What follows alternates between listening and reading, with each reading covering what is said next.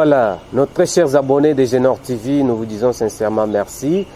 Nous vous disons merci pour votre fidélité que vous ne cessez de nous accorder. Moi, c'est Sage Mboutachimini devant les micros.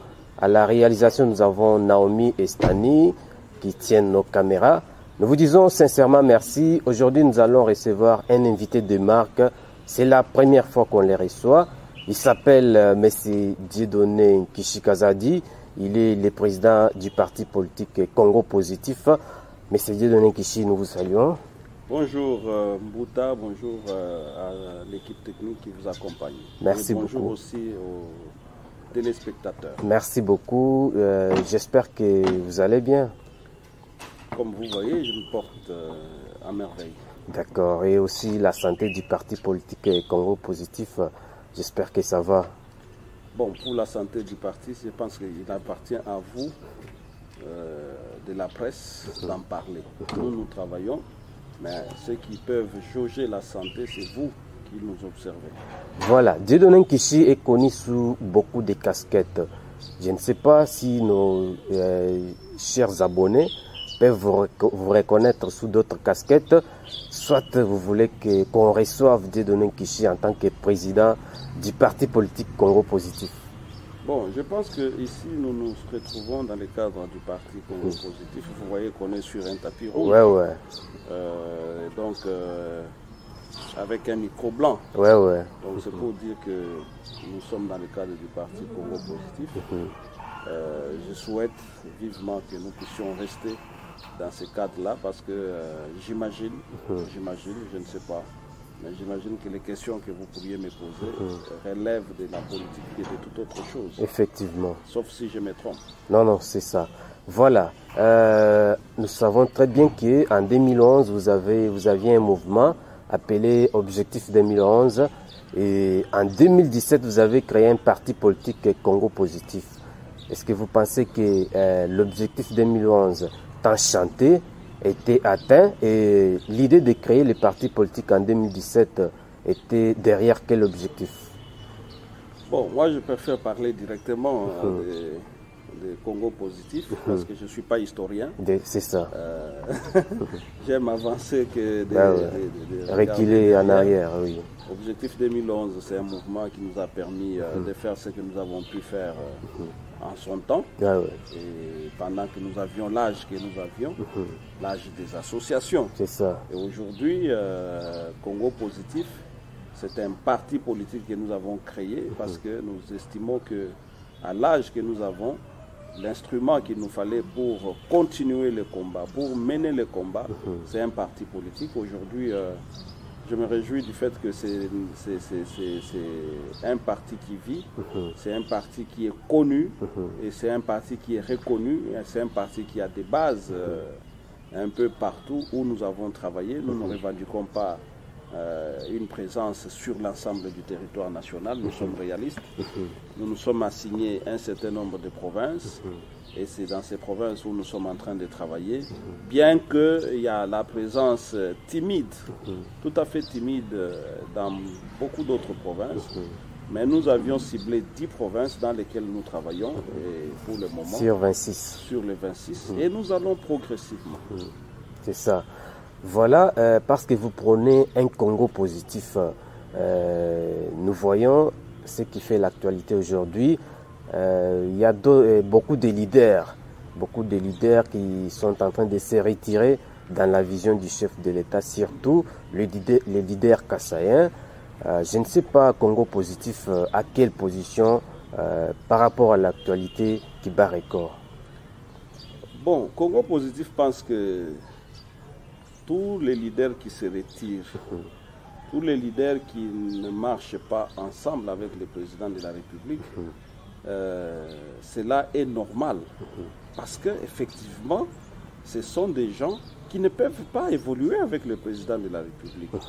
Regardez, pour la plupart, ce sont les politiciens de la belligérance. C'est la guerre qui les a amenés en politique. C'est le sang des Congolais, pour la plupart, qui les a amenés en politique. Or, le président Félix Antoine Tshisekedi, de par le combat de son père, d'heureuse mémoire, le docteur Étienne Tshisekedi Ouamulumba. Il a mené une lutte tout à fait non violente. 37 ans durant. Il n'a pas été tenté par quoi que ce soit. Il ne s'est pas allié aux agresseurs de notre pays pour pouvoir monter, arriver quelque part. Et donc, un homme comme celui-là, c'est tout à fait normal qu'on ne peut pas mélanger de l'eau et de l'huile. Lorsque vous mettez une goutte d'eau dans de l'huile, vous allez voir que l'huile va toujours rester au-dessus et l'eau va rester en bas. L'eau, c'est Félix Antoine Tshisekedi. L'huile, ce sont tous ces leaders que vous citez là. Kassaïen soit-il, le président Félix Antoine Tshisekedi n'a pas installé un pouvoir kassaïen. Il a un pouvoir qu'il incarne, un pouvoir national, un pouvoir républicain. Alors, voilà. Donc, qu'il y ait des Kassaïens ou pas qui les quittent, ça ne veut rien dire, d'autant plus que la plupart même à qui vous pensez, j'imagine que ce sont aussi ceux à qui nous pensons. Ce sont les politiciens de la belligérance, ce sont les politiciens qui ont comploté contre ce pays. Aujourd'hui, nous déplorons l'agression, n'est-ce pas, de notre pays par les Rwandais. Mais eux, ils ont collaboré au plan du Rwanda contre ce pays. Aujourd'hui, vous pensez que tous ces gens-là peuvent évoluer comme il se doit avec le président Félix Antoine Tshisekedi? Non. Ceux qui vont évoluer avec le président Tshisekedi, c'est nous autres.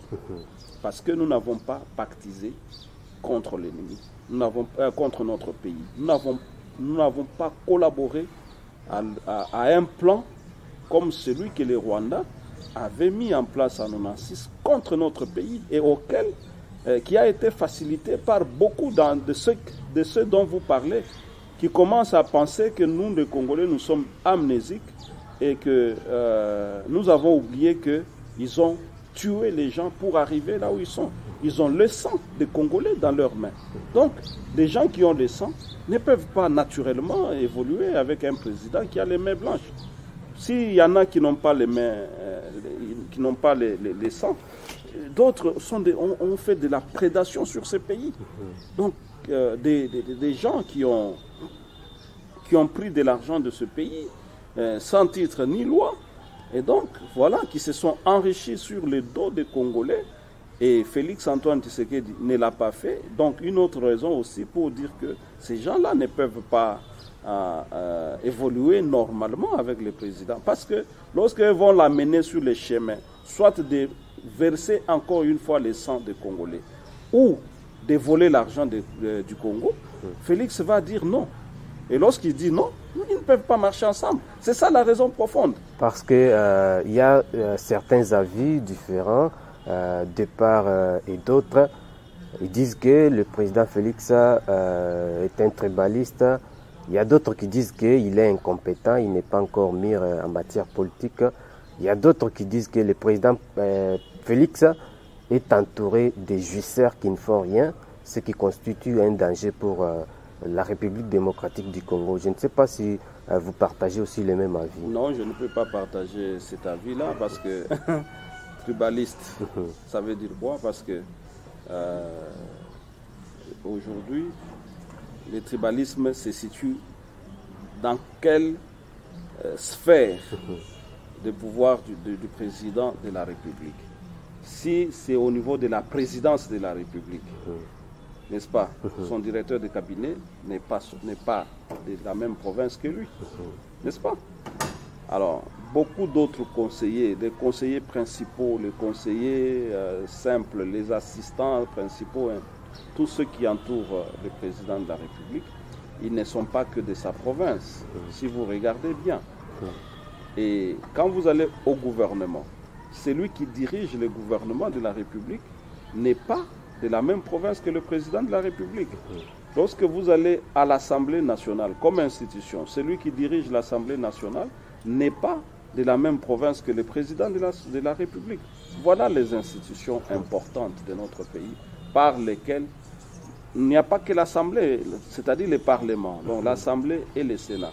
Tous ceux qui sont là, ils ne sont pas de la même province que le président de la République. Regardez les ministres qui sont au gouvernement, ils viennent d'où, n'est-ce pas? Les recteurs, la plupart des recteurs qui tiennent les universités, parce que ceux qui parlent, ils parlent sur base des petites choses qui n'ont rien à... Nous, on regarde les grandes choses. Une université, c'est une institution importante d'un pays.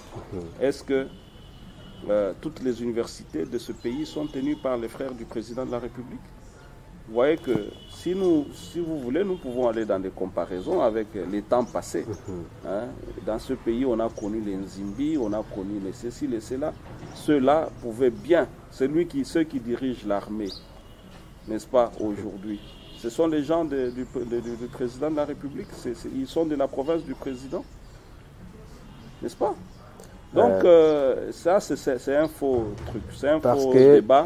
Maintenant, vous dites incompétent. Oui. Bon, aujourd'hui, nous avons appris que... Je ne vous coupe pas la parole, tribaliste, parce que nous avons entendu, surtout nos frères kassaïens, par rapport à l'exécution de certains projets, nous voyons que au Kasaï central, ça ne marche pas. Ah ben pourtant, ailleurs, il y a des réalisations à un pourcentage un peu élevé. Alors, si c'est ça le tribalisme, c'est que vous voyez que...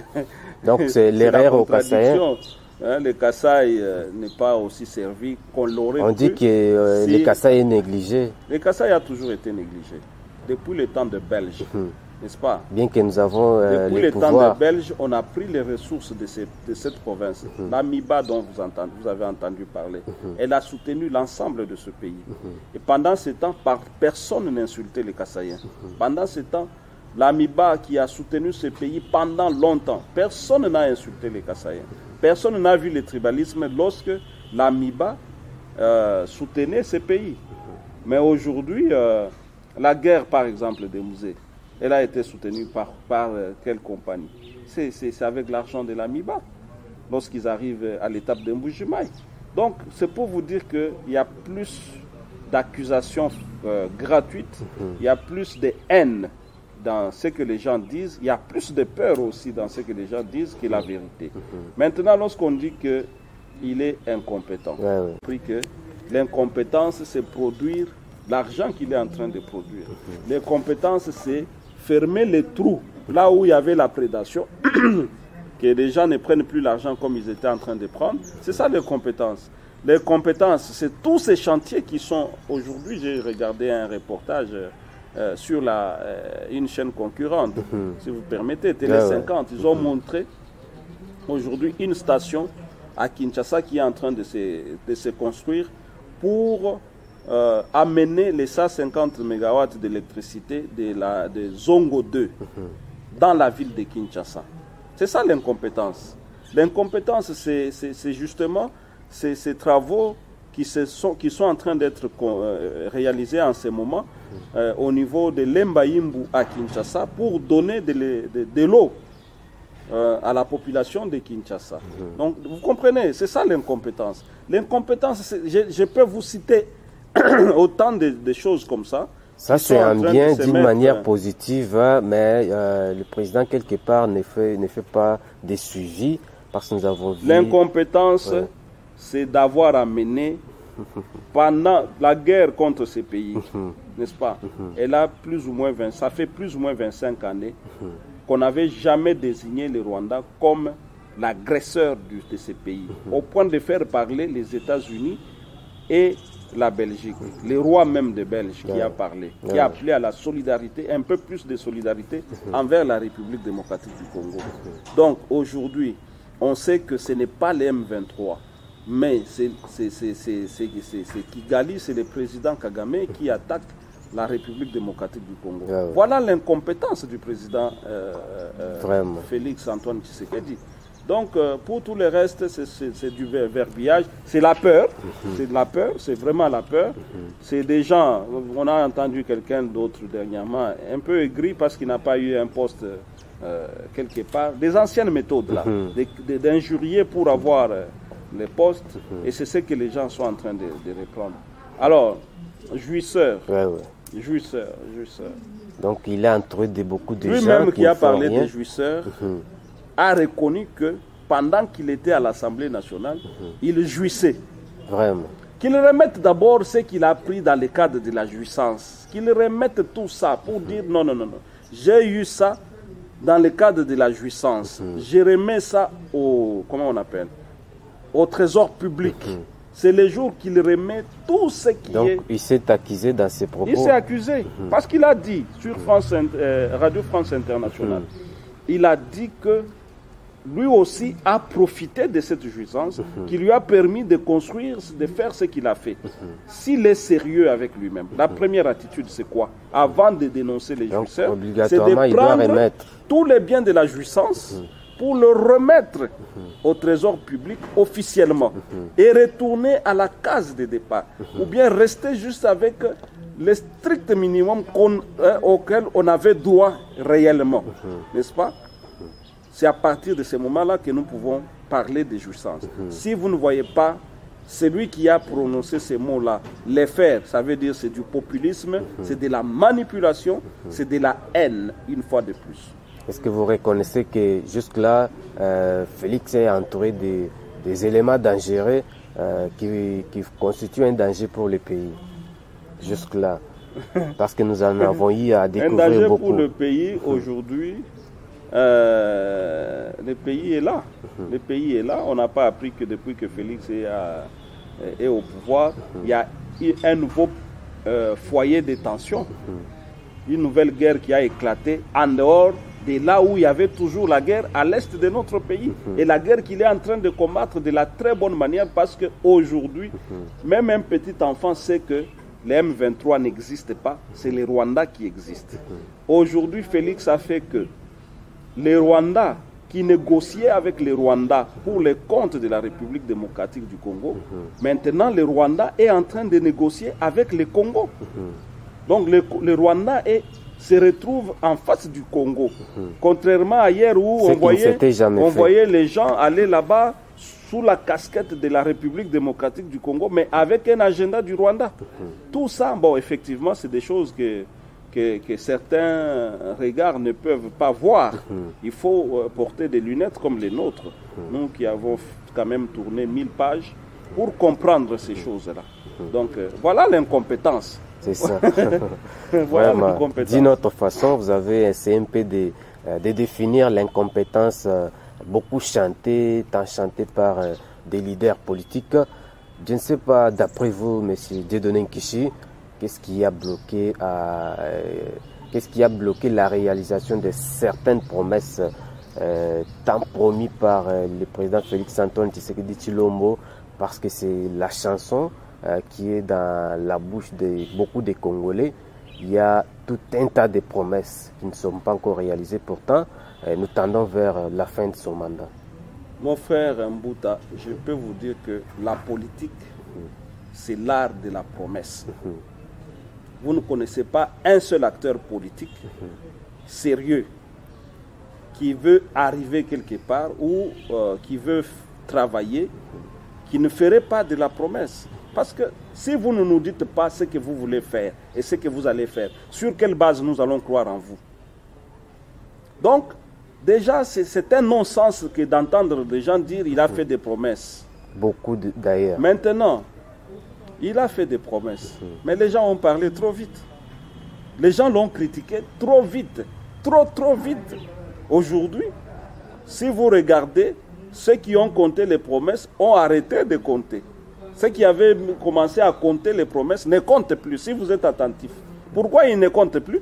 Parce qu'ils assistent à des réalisations massives des promesses du président de la République.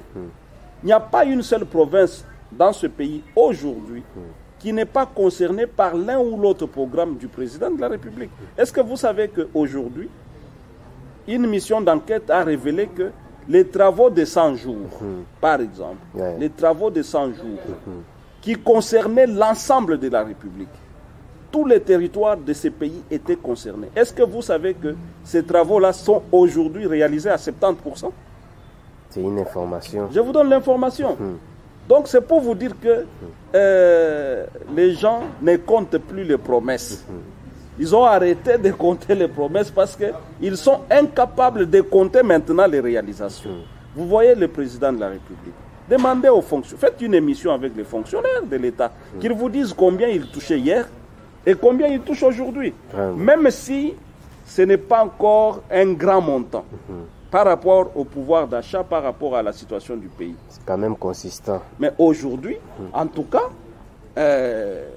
l'effort qui a été fait, l'argent que les gens prenaient pour mettre dans leur poche, n'est-ce pas? Aujourd'hui, ça sert quand même à ajouter même un petit rien. Donc l'essence de la justice distributive, papa, ce n'est pas dans ce pays ici où on a parlé de l'accord d'Emboudi. Ouais. Il a déjà été réalisé? Jamais. L'accord d'Emboudi, c'est aussi une promesse, non? Ouais. Ça a été réalisé? Ça n'a pas été réalisé. Qui a réprimandé ceux qui ont fait cet accord? Ceux qui ont promis qu'ils allaient donner $200. Aujourd'hui, Félix est arrivé même au-delà de $200 pour certaines catégories de fonctionnaires de notre pays. Donc, vous allez voir que, encore une fois, les gens ont arrêté de faire les comptages des promesses. Parce il y a même ceux qui voulaient publier des livres sur des promesses. Voilà, parce que maintenant, ils sont incapables de faire les comptages des réalisations. Qu'ils comptent les réalisations? Qui viennent même aux médias pour témoigner. Oui, qu'ils écrivent les livres maintenant sur les réalisations. Promesses, réalisations, promesses, réalisations. Les gens ont trop vite fait de juger le président Félix Antoine Tshisekedi Tshilombo. Je crois que beaucoup sont en train de déchanter en ce moment. C'est ça. Je ne sais pas, d'après vous, le bilan, si vous étiez demandé de dresser un bilan pour le travail abattu de monsieur le président Félix Antoine Tshisekedi Tshilombo, comme vous prenez le Congo positif, le bilan est-il positif ou négatif? Bon, avant de faire un bilan, moi j'ai appris en comptabilité, moi j'ai fait la section commerciale, que le bilan c'est fait pour un exercice, n'est-ce pas? Prenons que l'exercice est de 3 ans, n'est-ce pas? Pour le président Félix Antoine Tshisekedi. Parce qu'il est arrivé au pouvoir, il a commencé en 2019, n'est-ce pas? Et aujourd'hui nous sommes en juillet finissant de 2022. Avant d'établir les bilans, comptons d'abord les nombres de jours, si il a eu le même nombre, les temps de son bilan. C'est ça qui serait honnête de la part des gens. La première chose, avant de parler du bilan, comptons d'abord le nombre de jours de ces bilans-là. Parce que le bilan, c'est le comptage d'un exercice. C'est tout un exercice. Nous considérons qu'il a 3 ans. Est-ce que Félix a eu 3 ans d'exercice de son pouvoir? Quand vous savez qu'il y a eu Covid, quand vous savez qu'il a fait 7 mois sans gouvernement, quand vous savez qu'il y a eu FCC cash, quand vous savez qu'il y a eu Ebola, ainsi de suite. Comptez maintenant. Alors, lorsque vous voulez faire les bilans, dites-nous aussi combien de jours effectifs Félix a fait au pouvoir. N'est-ce pas? Sinon, moi, je ne vais pas rentrer dans les bilans pour dire il est positif ou négatif. Donc, parce qu'il y a un élément détail.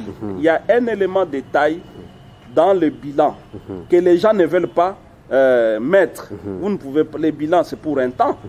Mais le temps là, prenons que c'était un temps de 12 mois. Vous enlevez 7 mois, mais vous faites le bilan de 12 mois. Vous êtes sérieux? Vous êtes sérieux vraiment? Donc, en 2023, Félix n'aura pas accompli, on ne parlera pas de 5 ans de son mandat. Logiquement, on ne peut pas parler de 5 ans. Il a passé 5 ans au pouvoir, mais il n'aura pas passé 5 ans de pouvoir. Donc, pour qu'on lui demande un bilan de 5 ans de pouvoir qu'il n'a pas passé. Il a passé 5 ans au pouvoir, mais n'a pas pratiqué. Toute une année de Covid. D'ailleurs, qui continue jusqu'aujourd'hui. Si on ajoute encore les histoires de Covid ici, vous allez voir qu'il aura fait peut-être 17 mois de Covid. Donc, une année, 5 mois de Covid. Sur 3 ans, il reste combien? Une année, donc il reste 15 mois. Une année, 3 mois. C'est peut-être une année. Donc, si nous voulons vraiment être honnêtes et faire un bilan du président Félix Antoine Tshisekedi Tshilombo au pouvoir, nous devons l'étaler sur les 15 mois qu'il a passé au pouvoir, qu'il vient de faire au pouvoir. Parce que Quand vous savez, quand il y a des cas de force majeure reconnus internationalement, comme la Covid-19, vous allez toujours compter qu'il a fait ce temps-là. Je ne dis pas qu'il aille au-delà de son temps. Vous pensez qu'après 2023, il faut lui accorder un temps de récupération? Pas un temps de récupération. Il aura un deuxième mandat au cours duquel il va s'exprimer, au cours duquel il va maintenant exprimer son meilleur talent. C'est à cette occasion que tous ceux qui parlent ici seront enterrés. Et c'est pour cela que vous voyez qu'ils font tout.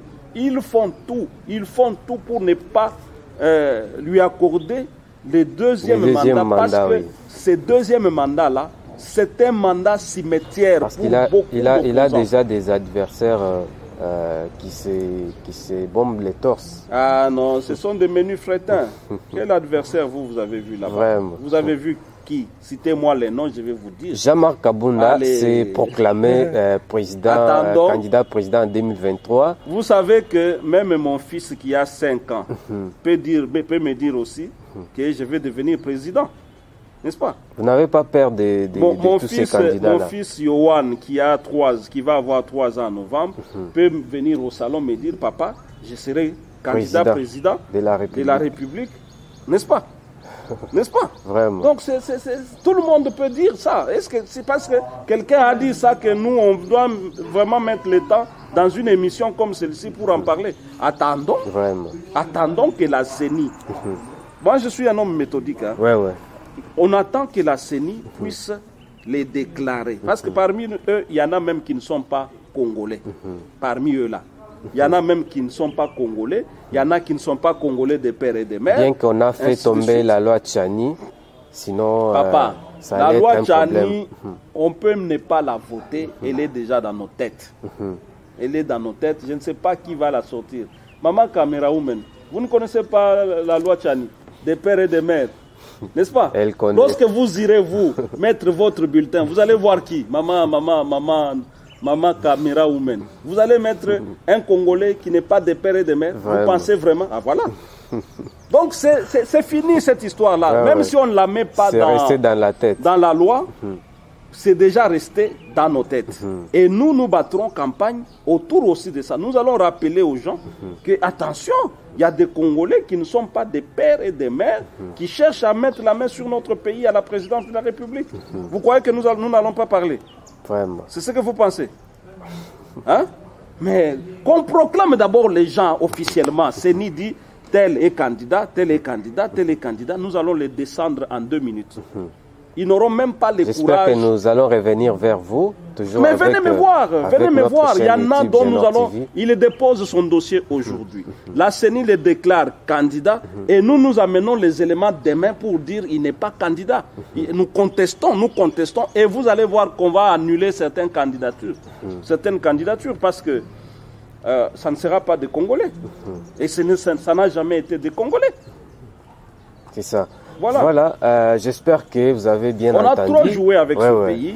Le temps est arrivé. Alors tout ce que vous voyez, c'est la peur d'aller au cimetière politique, parce que Félix va envoyer beaucoup d'entre eux au cimetière politique. Vraiment. Oui, en 2023. Et beaucoup sont même déjà enterrés. Sont même déjà dans des cercueils. Il ne reste plus qu'à les amener là-bas.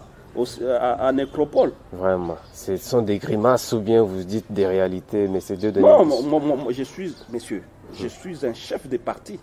Je sais de quoi je parle. Je suis président national de mon parti. Je sais de quoi je parle. Je suis un acteur politique majeur dans ce pays.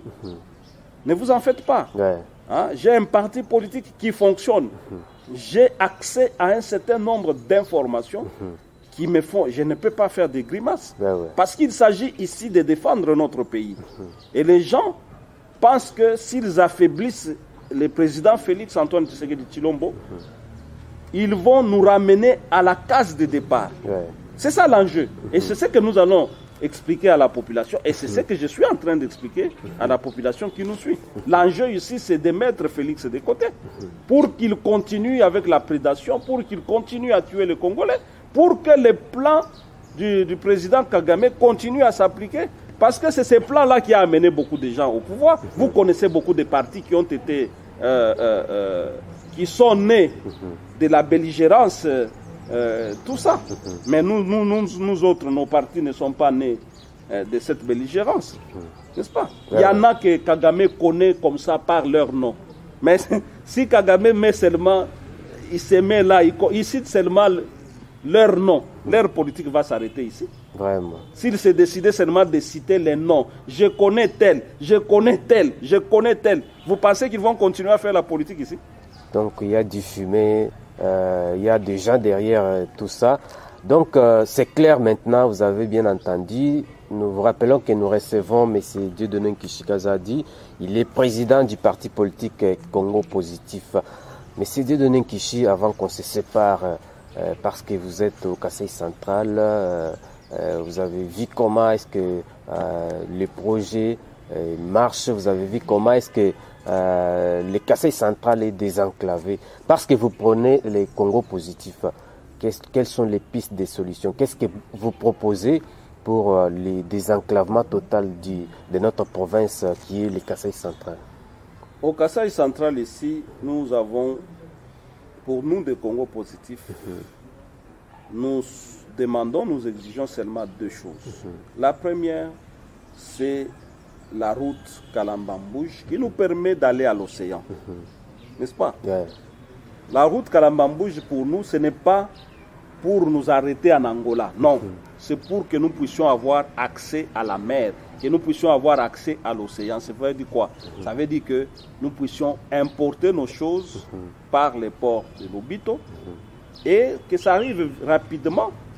Lorsque c'est arrivé en Angola, qu'on les évacue ou bien qu'on exporte nos choses à partir de l'Angola, parce que c'est ça la voie de sortie pour nous qui sommes ici au Kasaï central. Première chose, donc la route Kalambambouj.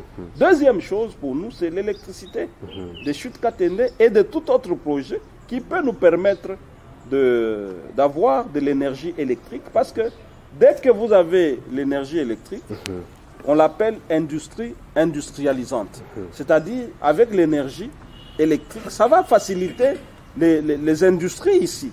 Ça va faciliter les usines, la mise en place des usines. Ça va faciliter beaucoup de choses. Si aujourd'hui nous sommes comme nous sommes là, c'est simplement parce qu'on ne veut pas que les projets de Chute Katende puissent se réaliser, se matérialiser.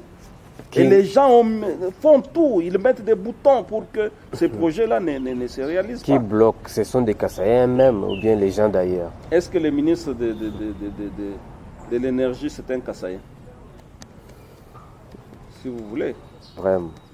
Bon, même s'il était Kassaïen, vous savez qu'il y a trop de complots contre le Congo, comme il y a trop de complots contre les Kasaï. Depuis l'époque belge, le Kasaï a été indexé. Maintenant, il nous faut des leaders qui comprennent que le Kasaï a été indexé. Il nous faut des leaders, il nous faut une dynamique même au Kasaï ici, où nous pouvons même nous cotiser, n'est-ce pas, pour chercher nous-mêmes les gens qui peuvent aller terminer ces travaux-là. Parce que si nous comptons sur les mécanismes formels, il y a toujours quelqu'un là qui veille pour que ces choses-là ne se réalisent pas. Parce que Chute Katende, ça date de longtemps. Il y a même des propositions, des cycles courts, ou soit des raccourcis qu'on avait proposés par certains leaders, comme ça tarde le Chute Katende, qu'on nous fasse des mini-barrages qui peuvent éclairer le Kasaï central. Mégatron doit reprendre. Puisque pour avoir l'énergie, Mégatron qui est derrière moi ici, ça doit reprendre.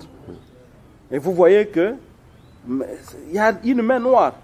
Vraiment. Alors, il faut qu'on identifie cette main noire. Oui, surtout. Et qu'on arrive à la couper. Qu'on arrive vraiment à la couper.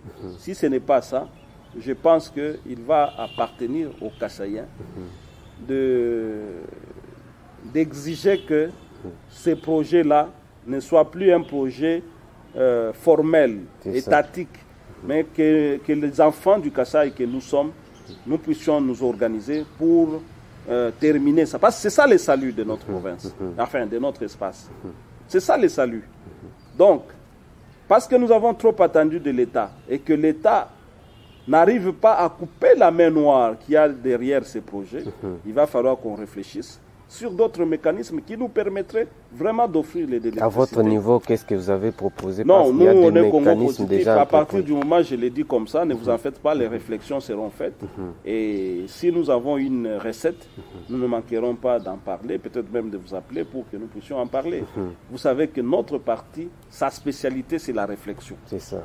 Nous mettons beaucoup de temps à réfléchir sur des situations qui concernent notre pays avant de pouvoir parler sur les médias. Donc, donnez-nous un temps. Nous allons engager une réflexion profonde sur ce que nous pourrions faire pour contourner la main noire qui bloque les projets de la chute Katende. C'est ça. Parce que vous avez proposé, beaucoup de propositions, surtout chute Katende, Kalamambouji. Là, c'est à la présidence directement que vous avez proposé ça. Mais au niveau provincial, avec nos dirigeants, les nouveaux dirigeants, qu'est-ce que vous proposez primordialement pour notre province du Kasaï central? Parce que nous avons connu beaucoup de problèmes avec cette province, surtout à la tête des gouverneurs qui viennent et qui partent. Vous voyez que ça ne marche pas. Qu'est-ce que vous proposez, M. Dieudonné Nkishi? Il n'y a rien qui peut se faire dans l'instabilité. Vous avez vu que la province a perdu plus ou moins 2 années, simplement parce que le gouverneur Martin Kabouya a été évincé. Il y a eu son adjoint qui a continué, qui malheureusement est décédé. Et après, c'est le vieux Kabatoussoula qui est arrivé, qui a mis son temps et qui est parti. Donc, depuis le départ de Martin Kabouya, la province n'avait plus d'autorité gouvernementale à plein pouvoir.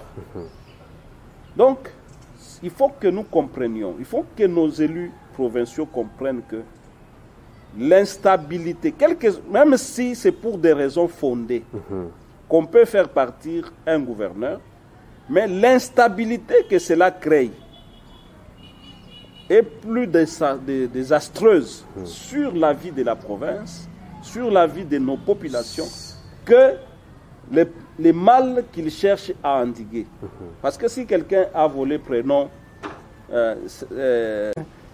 moi je pense que c'est moins désastreux que de livrer la province à elle-même pendant 2 ans.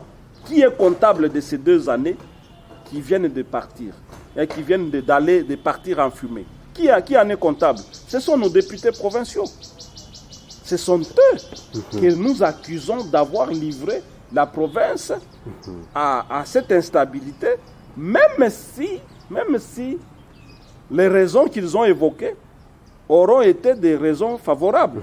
Mais les conséquences sont là.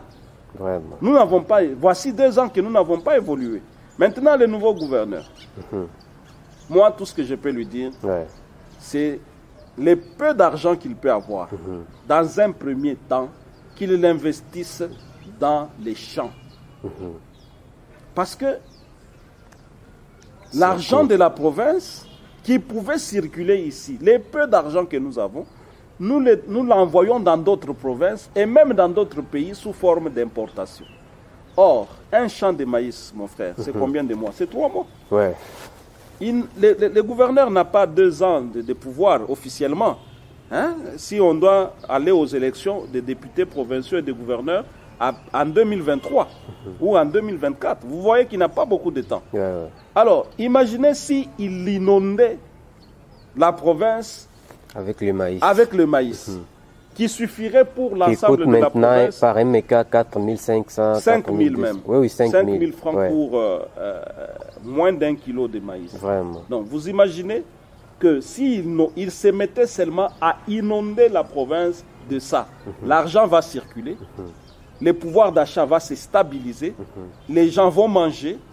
Et si nous avons un peu plus, parce que l'Angola ne produit pas le maïs, donc nous pouvons amener.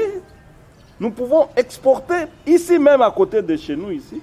Et nous pouvons envoyer dans d'autres provinces. La province du Kasaï oriental ne produit pas du maïs suffisamment. Vous voyez que c'est un petit projet de 3 mois où il ne mettra pas des millions non plus.